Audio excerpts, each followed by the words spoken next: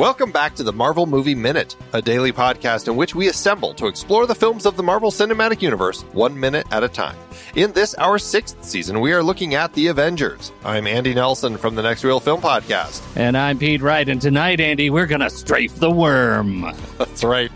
Today we are talking about Minute 110, which begins with the NYPD taking aim and ends with the end of the Sabrett hot dog cart.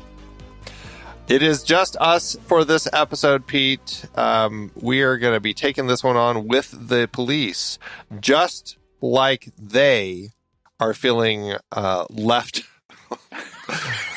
No hope to get the National Guard for them. No hope getting a guest for us for this minute. It's not hopeless. We had a scheduling issue, and we hereby dedicate this issue to the guest who is having some issues. And I guess you'll have to guess, because that guest will be back at some point. But you'll have to guess. We're not going to tell you who it is. That's right. It's just a guess. But I will tell you this, how excited I am, because I had forgotten how to talk to you, just you. Like, there's usually banter, and now it's good. I feel like we get to know each other again. This is going to be very exciting. That's right. All right. Well, in this minute, we're coming into the scene as the cops are, hey, they're trying. They're trying, Pete. Yeah. Yes. He's doing fine. They're doing fine. They're doing just fine. Again, this is Cleveland. It's set up to look like Madison and 42nd Street, where we had seen cops earlier. Before we start talking through this minute, Pete, though, it's important for us to once again play the IMDb game. Oh, my God. That's right. Andy, you're going to make me do it alone? Yep. This is horrible. I know you were actually waiting, champing at the bit to do this one on your own. I wasn't. That is 100% false. But I want to tell you, I'm kind of excited because I know the guys we're going to be talking about, and they are, one of them I can pick other properties, and the other one is a hard guess, but is a face. He is definitely a face, and I think probably every time I've seen him, he's NYPD. I don't know.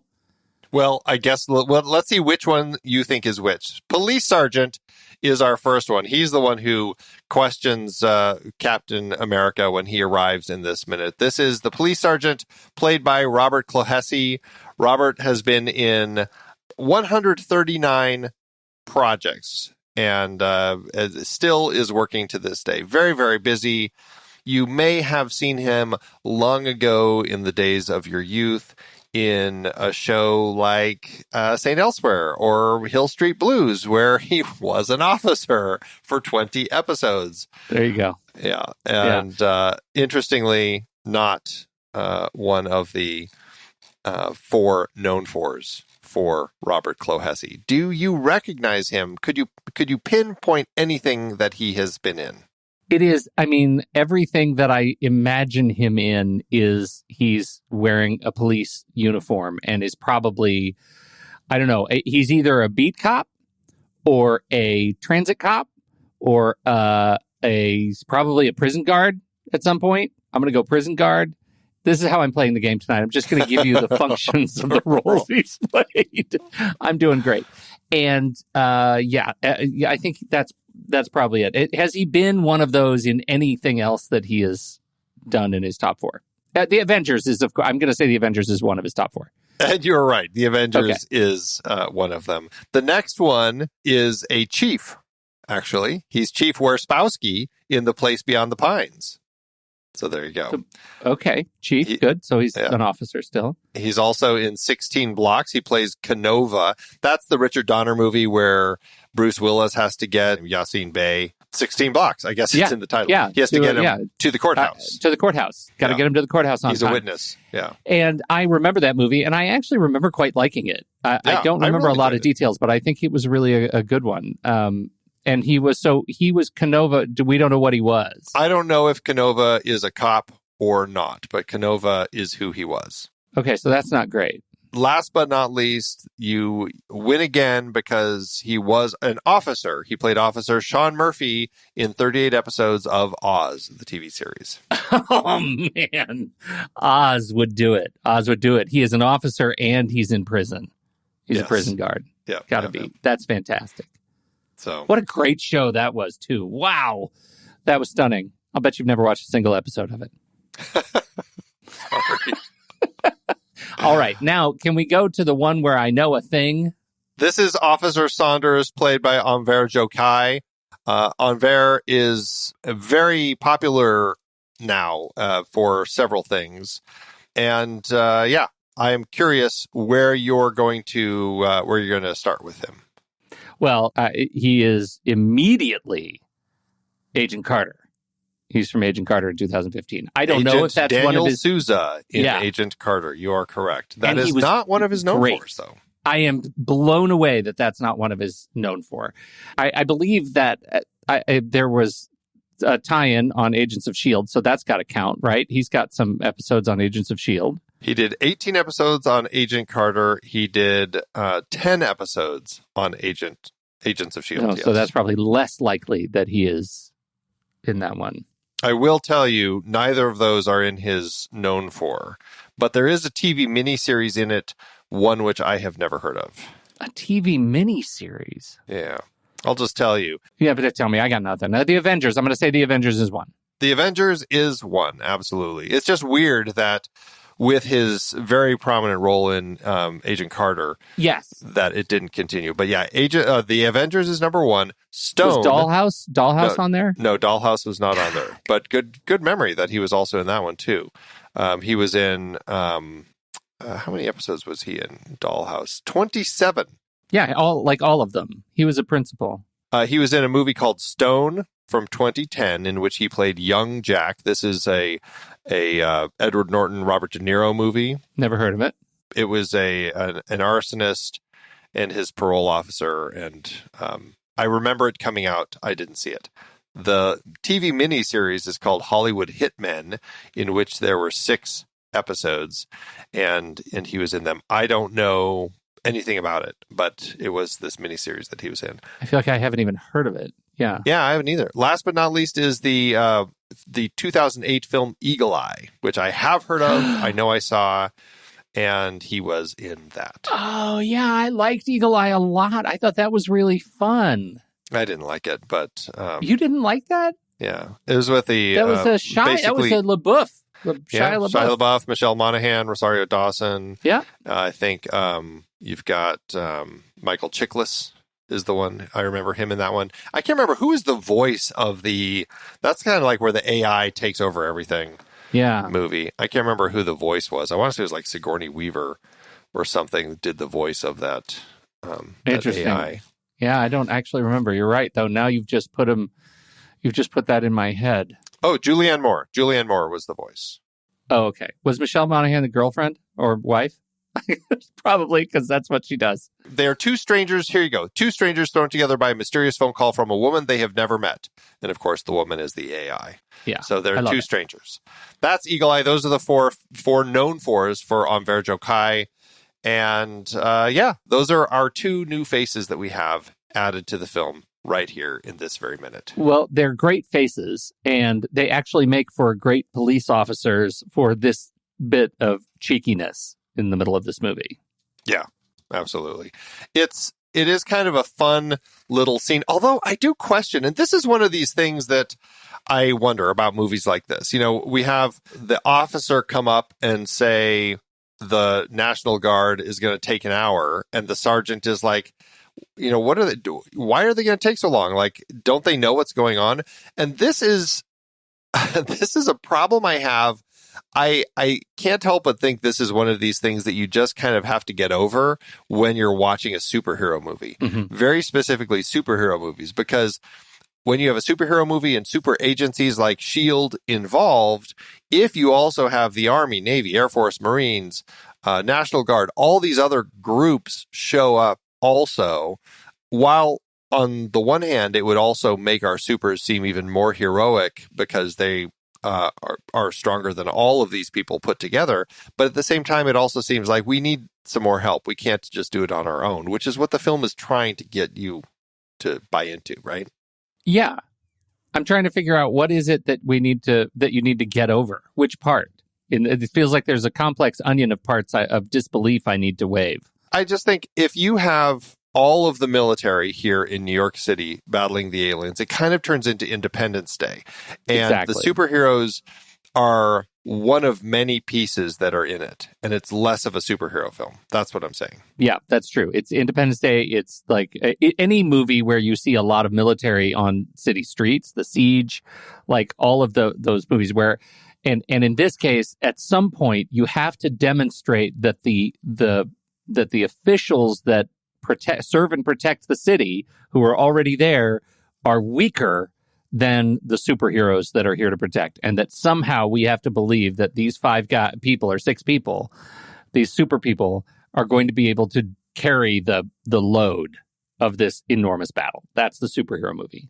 And I think that you just have to do that. So the National Guard can't come. They're busy with something else. And, it's like one of these things where there are all these things happening around the world that just keeps our military from actually doing anything and getting involved in any way. Right. Yeah. It's one of those things. But that gives us a moment of hopelessness for our cops here, and the whole hashtag New York Strong vibe that we've talked about, how it's so prominent, et cetera, that gives us this moment of desperation for these two where they're just like, what the hell is happening? And then we jump into, we've talked about these shifts in tone of like, this is an intense action moment, a low point for these cops. And then Captain America arrives, gives all these orders, which is kind of funny to see how he just kind of throws all this at our sergeant here. And then very New York is just like, why the hell should we listen to you? And then the Chitauri arrive, and Cap just goes to town. And it's very funny watching this fight and, seeing everything that he does, especially the slicing the arm off with the shield, which is something that it's like, why doesn't this happen almost every time he uses the shield? The shield's also razor. That's amazing. The other piece that I like so much about this exchange, and this feels so much like quintessential Tig Notaro, is that here's a guy, Captain America, who does look kind of ridiculous in the context of being an authority figure in front of these police officers, coming up in his bright blue suit. But he believes so thoroughly in his own agency and confidence as the superhero protector that he just gives orders and expects people to say, hey, get a load of me. And then the police officer says, why the hell should I take orders from you? And there's something about the way he holds his hand up that's like, have you seen yourself, man? You look ridiculous. And that exchange, I think that it's performed well. It's written well. Like, it's one of those things. It's just a fun, quippy twist that puts Captain America in charge of the block. And that's what we needed. That's what has to happen in order to demonstrate that now the police are serving and protecting at the orders of S.H.I.E.L.D. And maybe we need to address that. Maybe we need to address like the field command hierarchy, because this minute redefines it. It's one of those things where I think that, there is a hierarchy among the police officers, but yeah, it's just clearly you're going to listen to the guy who can actually defeat these things. Right. And that's the whole gag. And it's pretty funny. Okay. So you're the police officer, and it's not Captain America anymore. It's Thor. How do you respond? Well, probably the same. Here's the thing. Like, this is like this real world situation. And we've acknowledged, okay, there are news stories. People might have seen something big and green happened. Like there was this fight between these two monsters in Harlem. There was something big and green that broke out of this university. There's Iron Man. Everybody kind of knows who he is because he's put himself into the spotlight so much. Obviously, Black Widow, Hawkeye are very secretive, so there wouldn't be any stories about them. But the other 4, it's Thor. I mean, I don't know if any news story about what happened in Puente Antigua would be pretty like vague as far as what really went down, especially because there weren't any news people there. It was such a small town. Nobody was really tracking it with cameras and stuff. I'm sure some people had cell phones and stuff, and then.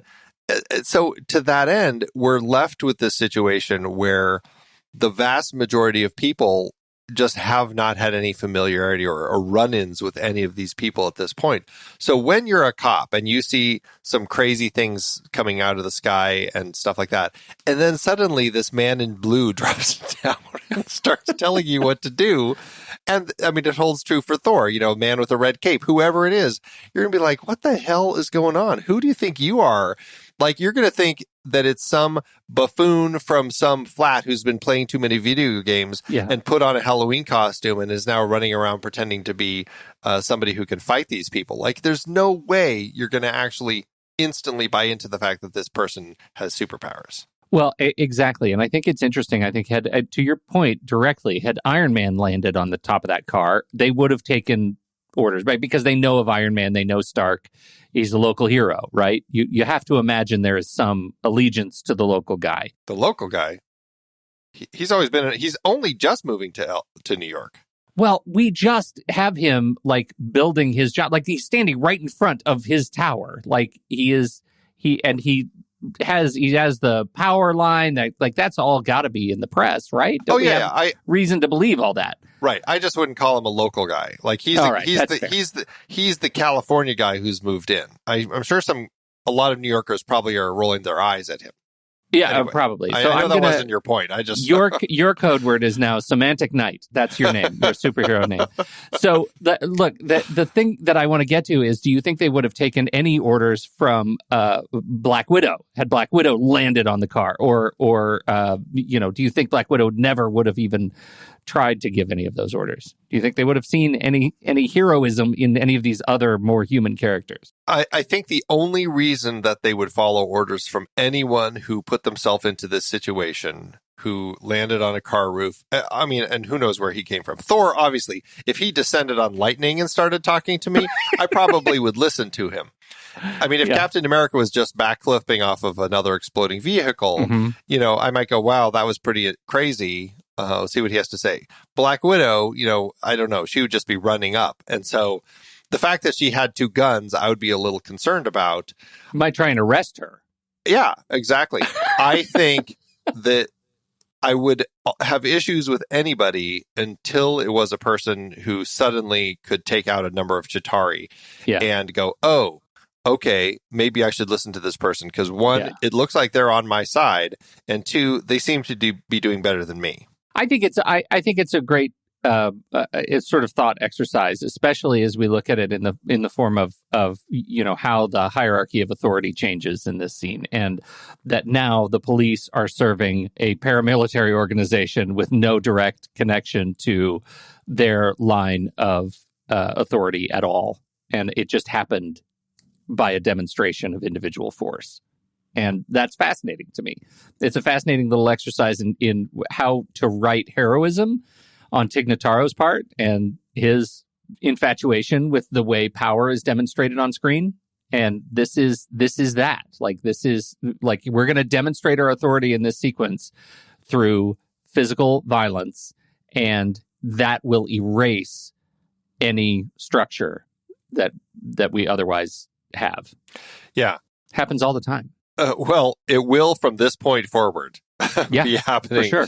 in on Earth 19999, because now they know when an alien force invades, there are these superpowered people who can come and help. Right. Well, but I'm saying, like, this is the model of Buffy. This is the model of Dollhouse. Oh, okay, this has been the model of the way Tig Notaro demonstrates authority with systems. Is there a scene like this that happens in Buffy where, like, people are, like, cops are fighting vampires and suddenly Buffy comes, like, backflipping down and says, gives them some orders, and they're like, why should I take orders from you? And, like, 5 vampires attack and she takes them all out, and then they jump to it.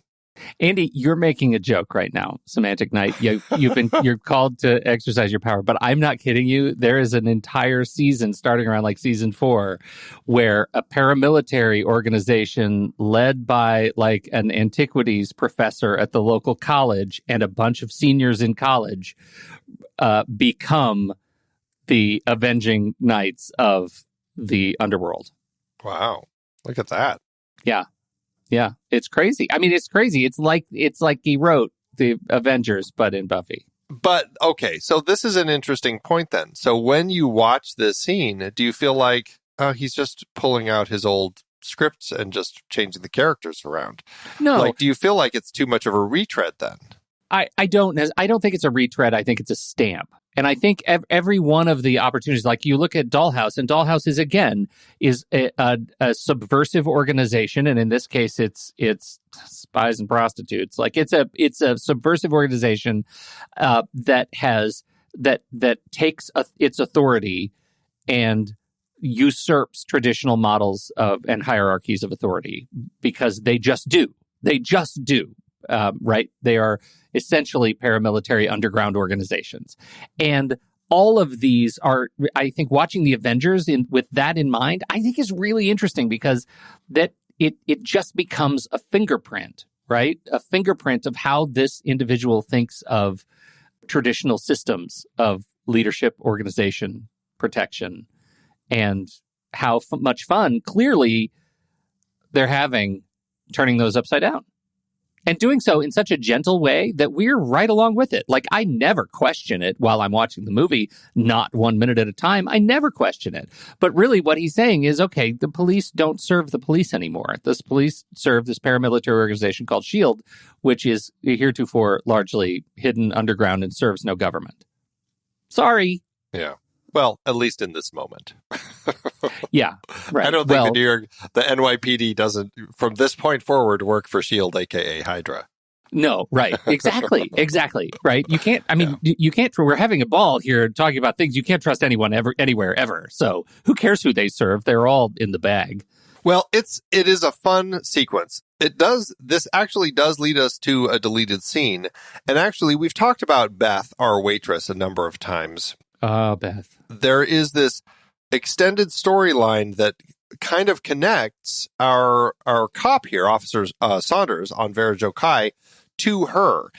We're only getting a part of it in this minute, and in the deleted the sequence of this story between Officer Saunders and Beth. We're getting the start of it, and what happens is after Cap chops off the Chitauri's arm and is holding the arm gun in his hand, he looks down at this cop who's looking up at him like, what the heck? And he tosses the gun down to him and says, you might want to use this or something like that.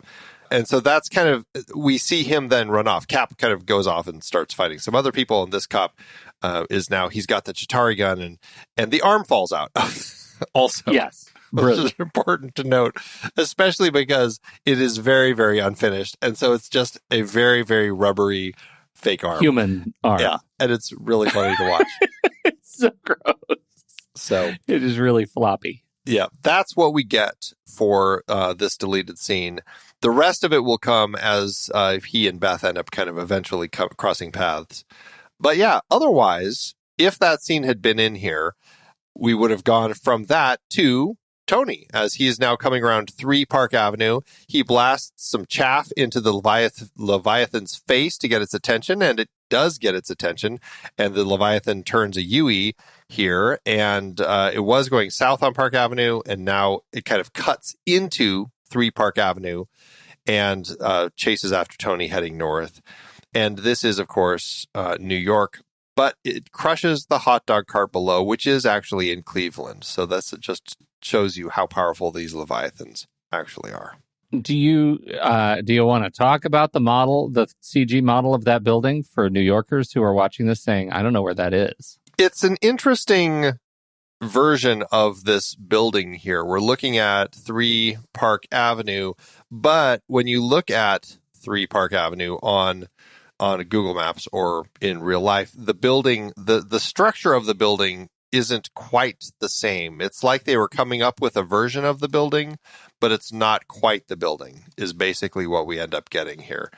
And you can tell when you look at it. But again, this goes to the fact that, again, they're shooting in Cleveland. A lot of these sorts of shots, like they're using a model, like a CG model of pretty much the city, and they're just moving things around in it. And for this particular building, in this particular moment, we'll talk about it again in a couple minutes. Yeah. It doesn't match quite right with the realities of the building. The bricks are the same color. How about the bricks that? are the same. That is a similarity. It does have the brick columns going down throughout the building. It's just this one has many more columns. Yeah, many more columns. So that'll be interesting. So we'll come back to that in a couple minutes. You just wait a couple of minutes. We'll be back. Yeah. But otherwise, we get the end of the Sabrett hot dog cart and the end of the minute. It's a good minute. Yeah. It's a good minute, but mostly, Andy, it's a tease to some very good minutes to come. Yes, indeed. I do like, actually, right toward the end of the minute, we do see chaff deployed in the HUD. Just a nice little... It's nice. There's so much HUD work that they have to do that doesn't get recognized. But the fact that they just throw things like that in there, it's pretty cool. Yeah, thorough. Yeah. All right. Well, that is it for today. Pete and I will be back with... It's going to be good, Pete. Eric Deutsch will be joining us for minutes 111 and 112 starting next week. So we'll get a chance to chat with him about some pretty big moments in the movie. Should be fun. So that's it for today. So, Pete, thanks as always. All right, Andy. Well, maybe Eric will help us uncover what the secret is. Ooh. Until next time, true believers.